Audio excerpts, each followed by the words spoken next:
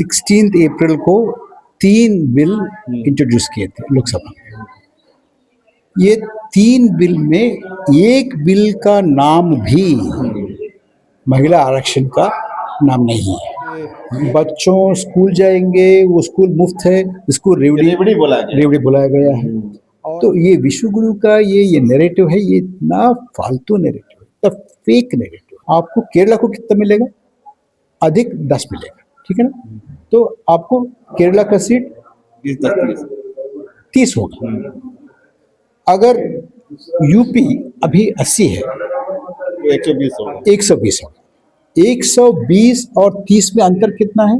90 है। और पहले क्या था? 60। गाँवों में बहुत ही इकोनॉमिक डिस्ट्रेस है, और पहली बार 10-15 साल के बाद हमको ये देखने के लिए मिल रहा है कि पहली बार अर्बन से रूरल माइग्रेशन 29 को आखिरी चरण बंगाल में चुनाव के पोलिंग होने के बाद ही तुरंत हमारे तेल का प्राइसेस बढ़ जाएंगे।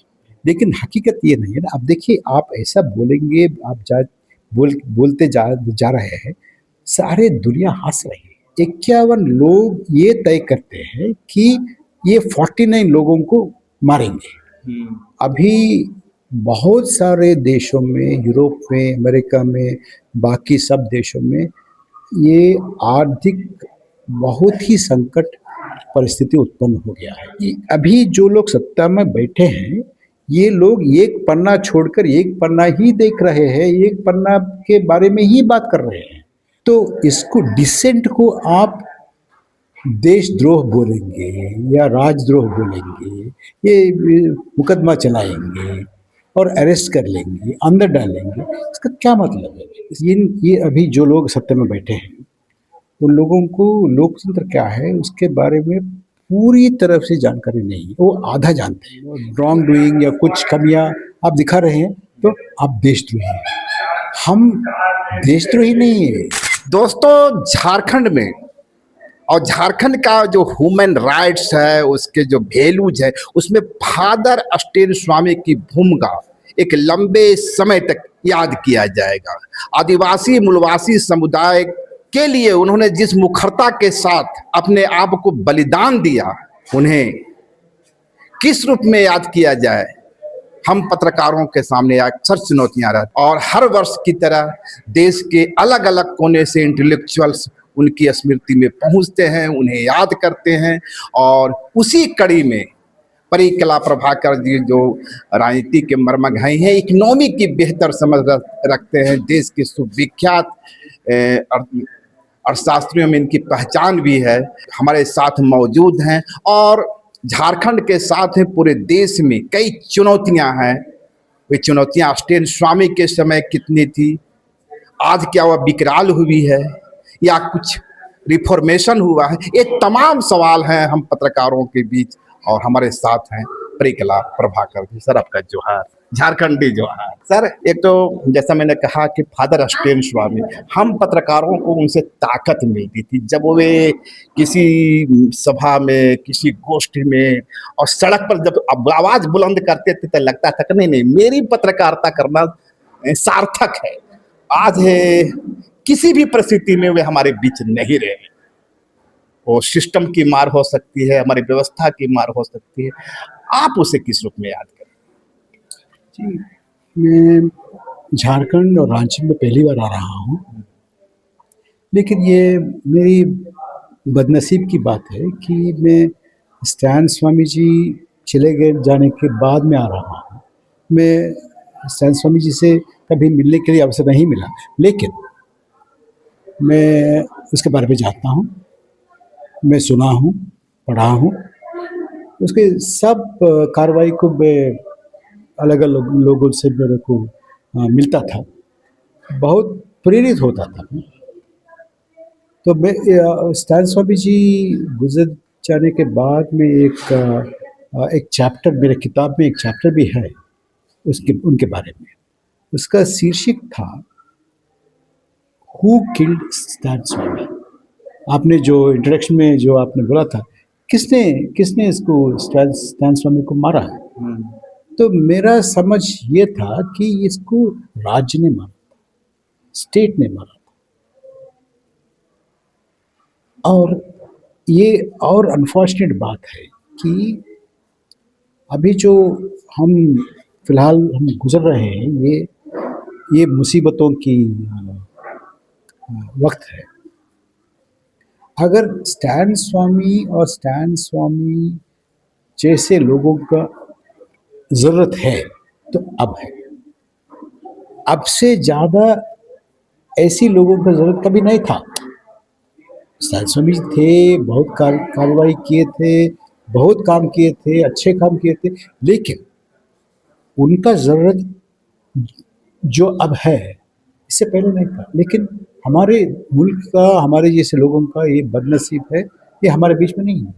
उन प्रेरित होने से और उनका गाइडेंस लेने के लिए हमको ये अभी अवसर नहीं है। अभी इसका बेनिफिट हम नहीं ले पा रहे हैं उनका नहीं, मैं इसलिए presence। याद कर रहा था सर कि सरकारें आती जाती रहती है, मुद्दे बदलते भी रहते हैं, पर एक ये है कि जब यूपीए की गवर्नमेंट होती थी उस वक्त भी लोग सड़क पर उतरते थे, लेकिन ऐसा नहीं होता था कि सड़क पर उतरने वाला हर बंदे को आतंकवादी, देशद्रोही ये तमगा लगे। दुर्भाग्यवश से 2014 के बाद परिस्थितियों का निर्माण कुछ इस तरह हुआ कि स्टैन स्वामी हो या तमाम चेहरे देश के हों, एक नैरेटिव सेट कर दिया गया देशद्रोह का, अर्बन नक्सल। देखिए, जो लोग सरकार के दोष को पॉइंट आउट करके बोल रहे हैं, दिखा रहे हैं, ये सरकार के दोष को पॉइंट आउट कर रहे हैं।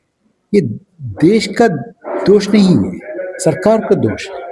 और सरकार का दोष अभी क्या बन गया है, सरकार के खिलाफ आप कुछ भी बोलेंगे, आप ये अभी जो जो गवर्नमेंट है, जो रूलिंग डिस्पेंसेशन है, ये बोल रहे हैं आप देश के विरोध बोल रहे हैं।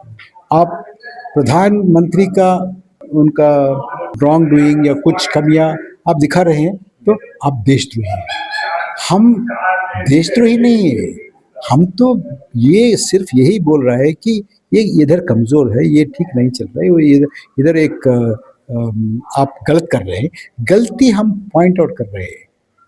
तो इसको डिसेंट को आप देशद्रोह बोलेंगे या राजद्रोह बोलेंगे, ये मुकदमा चलाएंगे और अरेस्ट कर लेंगे, अंदर डालेंगे, इसका क्या मतलब है?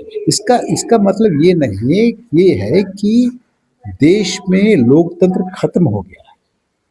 इसका मतलब यही है। इससे आप इसको इसमें दो राय नहीं है मेरे पास। एक मेजोरिटेरियन अप्रोच आ गया है, मेजोरिटी से ही यानी लोकतंत्र जो है, लोकतंत्र की लाठी चलेगी। पहले लोकतंत्र में संवेदनाएं होती थी, वो संवेदना लोकतंत्र की सुन, सड़क पर जब कुछ प्रतिरोध होता था, मंत्री गुजरते थे, वो भी हाय बाय करते हुए निकलते, लगता था कि ये इनका मौलिक अधिकार है, ये अपने कर्तव्य का निर्वहन कर रहे हैं। आज लगता है कि नहीं नहीं, ये तो टेररिस्ट है। देखिए, इसमें दो चीज़ है। एक, ये अभी जो लोग सत्ता में बैठे हैं, उन लोगों को लोकतंत्र क्या है उसके बारे में पूरी तरह से जानकारी नहीं है, वो आधा जानते हैं। ये आधा क्या है? आधा ये है कि लोकतंत्र का एक मूल ये है कि जो मेजॉरिटी है उसका शासन चल रहा है। लेकिन दूसरी पक्ष ये है, दूसरी तरफ ये है कि लोकतंत्र में मेजॉरिटी का रूल विथ माइनॉरिटी प्रोटेक्शन। वो पन्ना गायब हो गया है। हाँ, देखिए, ये पन्ना नहीं है तो लोकतंत्र पूरा नहीं होगा। लोकतंत्र में मेजॉरिटी रूल करते हैं विथ माइनॉरिटी प्रोटेक्शन। मैं आपके सामने एक उदाहरण देता हूँ। अगर एक कमरे में 100 लोग बैठे हैं, इसमें 51 लोग मेजॉरिटी है, 51, 49 माइनॉरिटी है। अगर आप कल्पना कीजिए 51 लोग ये तय करते हैं कि ये 49 लोगों को मारेंगे। तो ये लोकतंत्र है क्या? नहीं। आपका मेजॉरिटी 51 है, ठीक है, लेकिन आपका मेजॉरिटी तब तक होगा, ये लोकतंत्र तब तक होगा, आप ये जिम्मेदारी भी लेंगे ये 49 को कैसा प्रोटेक्ट करें। अगर ये पन्ना आप छोड़ देंगे, ये मेजॉरिटी रूल नहीं है, ये मेजॉरिटी का टेरनी होगा, जिसे मोबोक्रेसी का मोबोक्रेसी है, मेजॉरिटेरियनिज्म है, ये मेजॉरिटी नहीं है, तो लोकतंत्र नहीं है, ये डिक्टेटरशिप है। तो अभी जो लोग सत्ता में बैठे हैं, ये लोग एक पन्ना छोड़कर एक पन्ना ही देख रहे हैं, एक पन्ना के बारे में ही बात कर रहे हैं। तो ये लोग बोलेंगे देखिए हम मेजॉरिटी, हम मेजॉरिटी, हम मेजॉरिटी। आप तब मेजॉरिटी बन सकते हैं, आप मेजॉरिटी रहिए, इसके साथ साथ आपका जिम्मेदारी माइनॉरिटी का प्रोटेक्शन भी आप आपका जिम्मेदारी समझिए, तभी आप मेजॉरिटी है। एक दावा आता है कि मैं जीत रहा हूं ना, मैं जीत रहा हूं, यानी मैं जीत रहा हूं में सम्मिलित है कि जनता हमें स्वीकार कर रही, भले ही वो उनके पास में 48%, 46%, कभी कभी तो 36% तक के लोग होते हैं। बाहर का जो अपोजिशन होता है, डिवाइड होता है, जीत उनके हिस्से आती है, पर वे कहते हैं मैं तो जीत रहा हूं। एक है वो मेजॉरिटी में नहीं है, ये खुल्लम खुल्ला हमको देखने के लिए मिलता है ना, मेजॉरिटी नहीं है। हमारा सिस्टम में जो है ये है first pass the post system में, ये है आपको 100 वोटों में से मेजॉरिटी पाने के लिए जरूरत नहीं है, आपसे मेरे को सिर्फ एक वोट ज्यादा पाना चाहिए बस। अब देखिए मैं एक आपके पास एक उदाहरण देता हूँ। दो लोग एक जंगल में पैदल जा रहे हैं और इसके पीछे ये सुने थे, ये शेर का आवाज सुना था, तो दोनों भागने लगा। तो एक आदमी दूसरे आदमी से ये पूछा कि क्या वो शेर से आप ज्यादा तेजी से आप भाग सकते हो? तो उन्होंने बोला नहीं, आपसे मैं थोड़ा तेजी से भाग सके तो ठीक है, हम बच जाएंगे। तो हमारा सिस्टम ऐसी सिस्टम है, इसमें मेजॉरिटी पाने की जरूरत नहीं। देयरफॉर ये अभी जो सत्ता में बैठे हैं ये मेजॉरिटी नहीं है, ये मेजॉरिटी आप अपने को समझ रहे हैं लेकिन मेजॉरिटी नहीं है। एक दूसरा मैं भी बोला, आप मेजॉरिटी जब बन सकते हैं आप माइनॉरिटी का प्रोटेक्शन करने का जिम्मेदारी लेंगे, तब भी आप मेजॉरिटी है। चूंकि सर आपकी इकोनॉमी पर बहुत गहरी नजर रहती है, यदि मैं ये जो अभी का वार चल रहा है, कुछ लोग कह रहे हैं तेल के लिए वार है, पेट्रोल के लिए वार है, पर इसके चलते एक मंदी की आहट भी सुनाई पड़ रही है, और खासकर जो गैस का किल्लत होती नजर आ रही है। गैस की किल्लत तो खैर महीना 2 महीना साल भर में पूरी हुई जाएगी, इसके चलते इकोनॉमी पर कितना स्ट्रेस होगा? देखिए अभी दुनिया में सारे अर्थव्यवस्थाएं, अगर तेल नहीं है तो ये हाइड्रोकार्बन नहीं है तो नहीं चल सकता, ठीक है ना।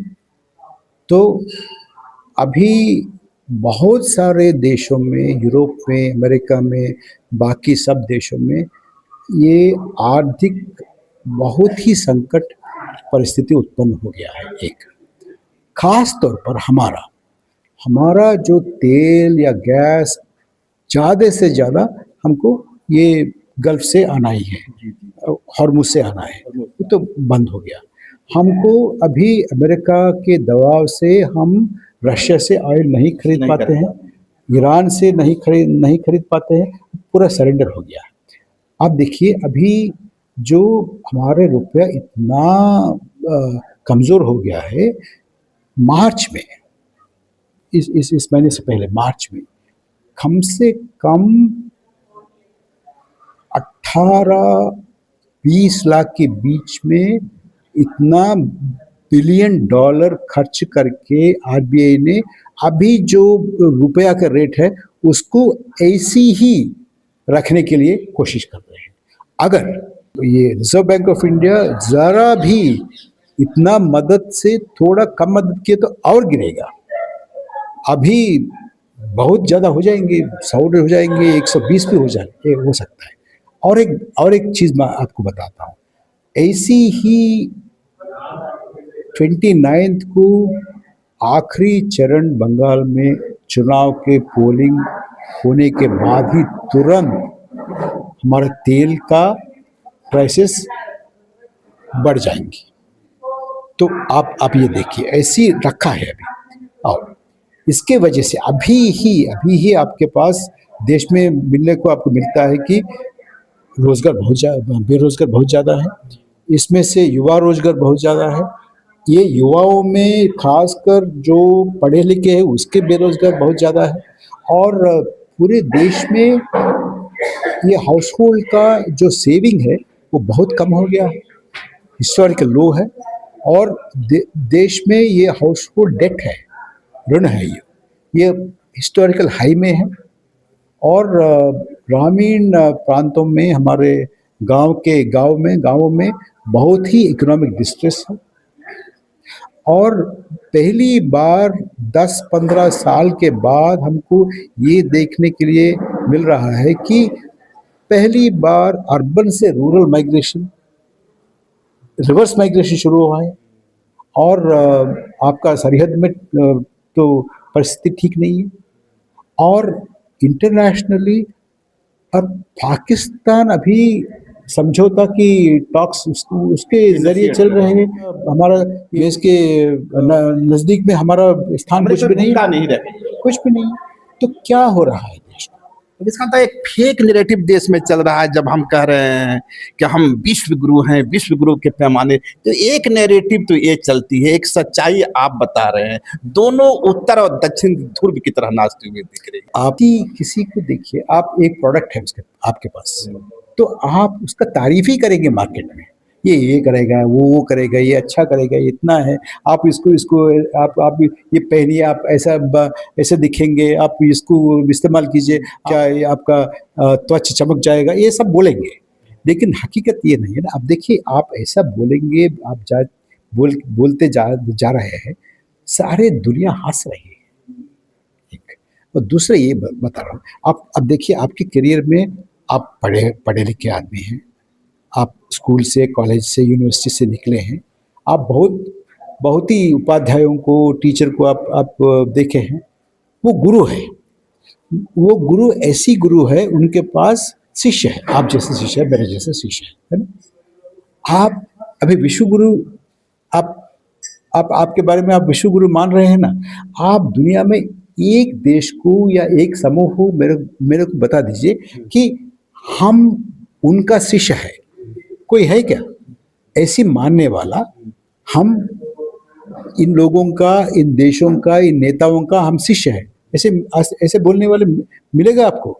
तो ये विश्व गुरु का ये नैरेटिव है, ये इतना फालतू नैरेटिव है, इतना फेक नैरेटिव है, लोग हंस रहे हैं देश में। एक चीज और समझनी है सर, एक फ्री बेच का सिस्टम चला है पॉलिटिक्स। इतने करोड़ रुपए के वादे किए जाते हैं कि पूरे कॉपी के पृष्ठ भर जाए। लोग को लगता है बस इस चुनाव के बाद तो पूरा का पूरा इतिहास भूगोल बदलने वाला है।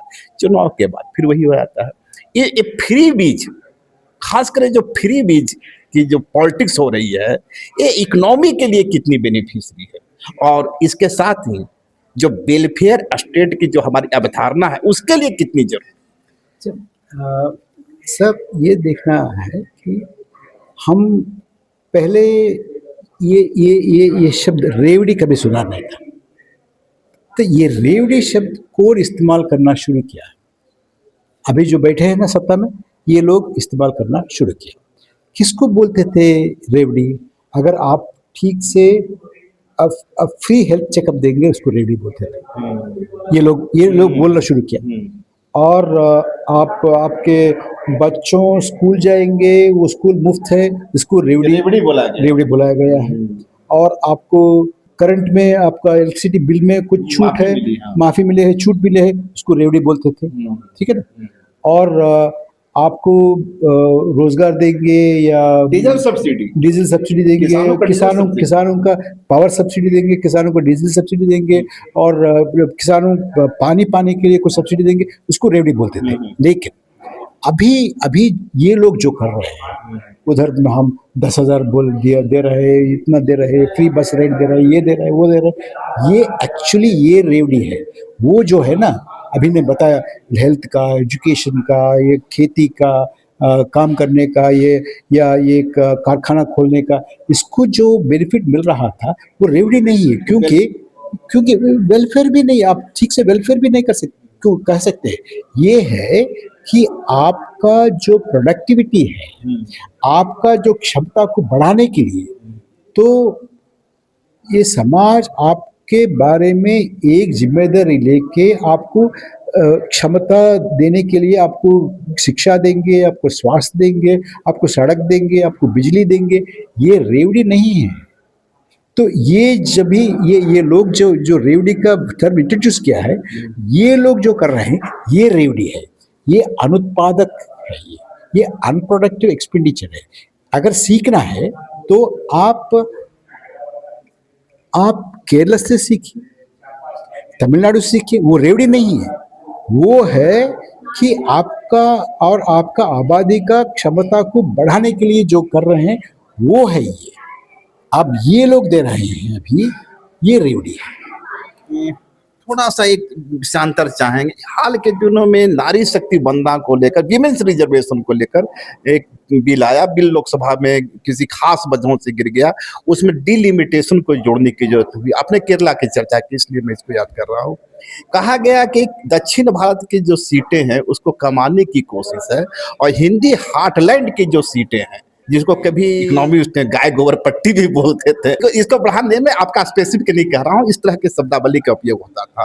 तो एक गाय गोबर पट्टी के सीटों को बढ़ाने की कोशिश हुई, और केरला दक्षिण के जो राज्य हैं उनके सीटें कमाने की कोशिश हुई, कम करने की कोशिश हुई। इसका पॉलिटिक्स क्या है?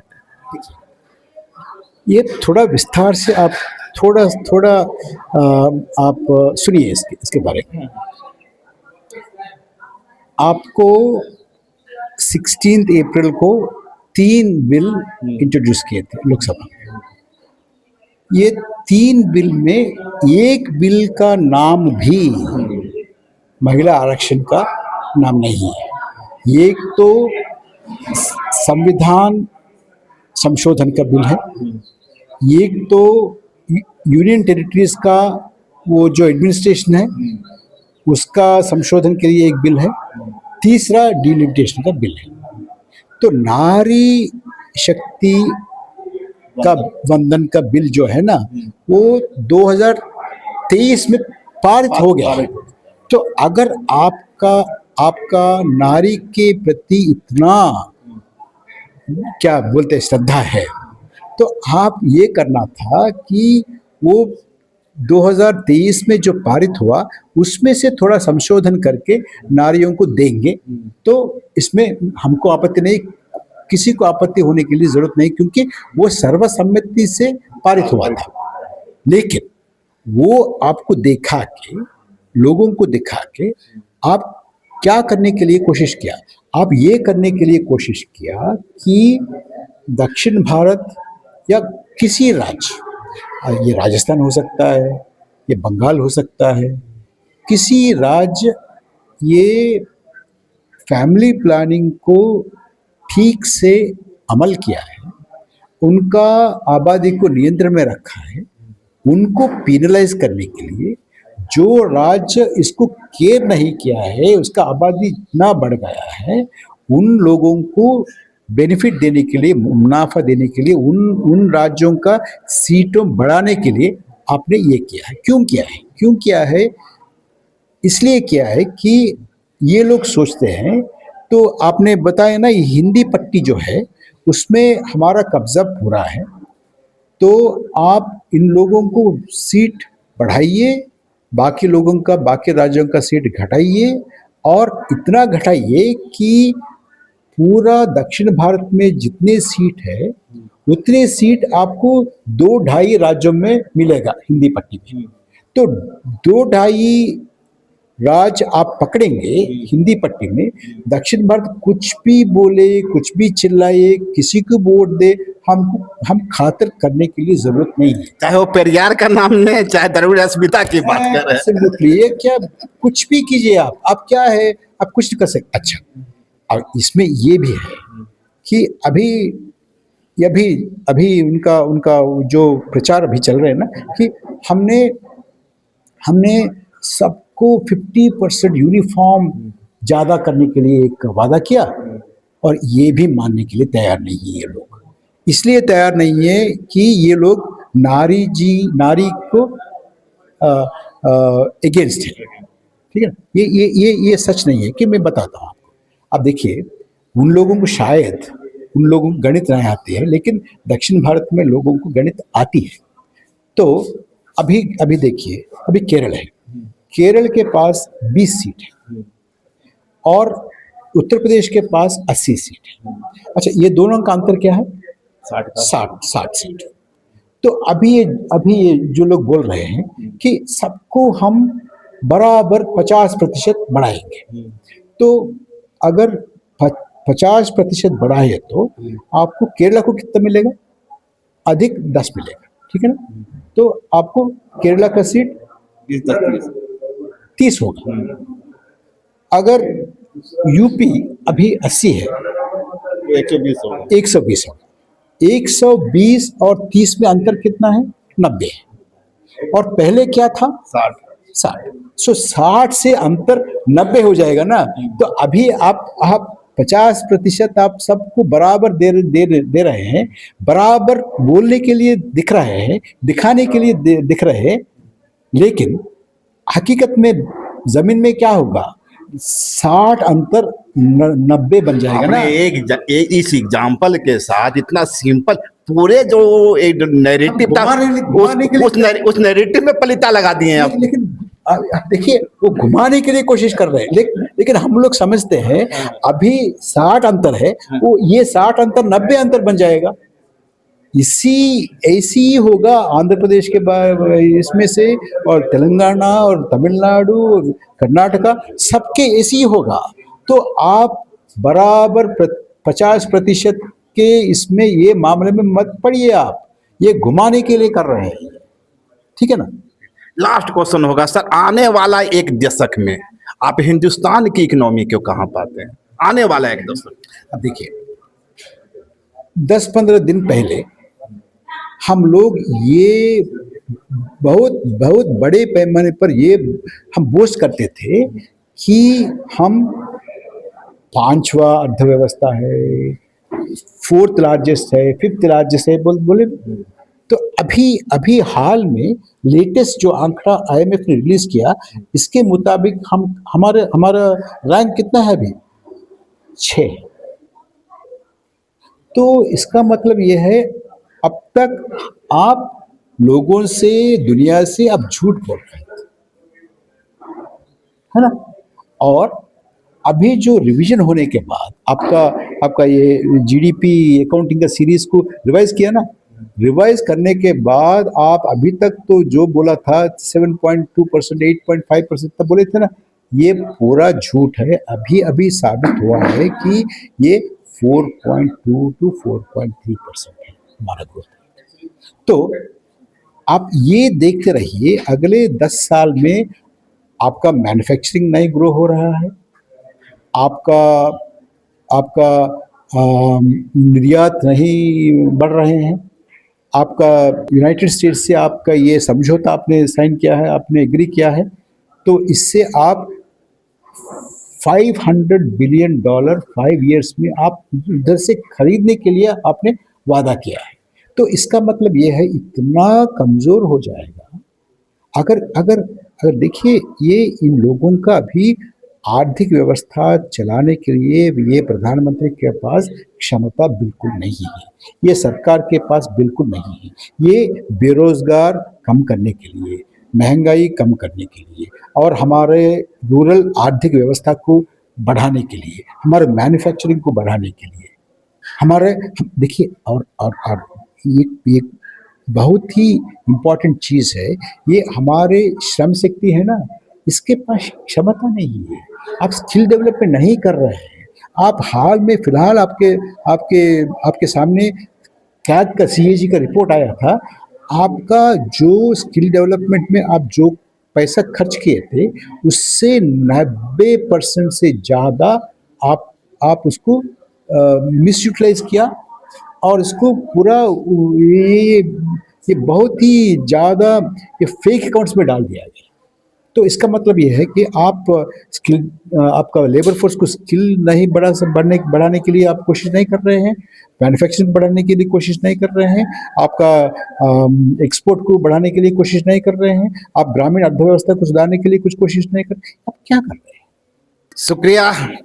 आपने देखा प्रभाकर जी ने कितनी बारीकी से हमारे सामने जो चुनौतियां हैं, इस राष्ट्र के सामने जो चुनौतियां, हमारी इकोनॉमी के सामने जो चुनौतियां हैं और हमारी पॉलिटिक्स के सामने जो चुनौतियां, बेहद ही संतुलित शब्दों में उसका एक खांचा हमारे सामने खींच दिया। देखना है, समझना है कि ये जो चुनौतियां हैं, इसका रास्ता या इसका समाधान कब, कहां से और कैसे निकलता है। लाइव लगातार के वीडियो को लाइक करें, सब्सक्राइब करें और बेल आइकन को दबाना न भूलें।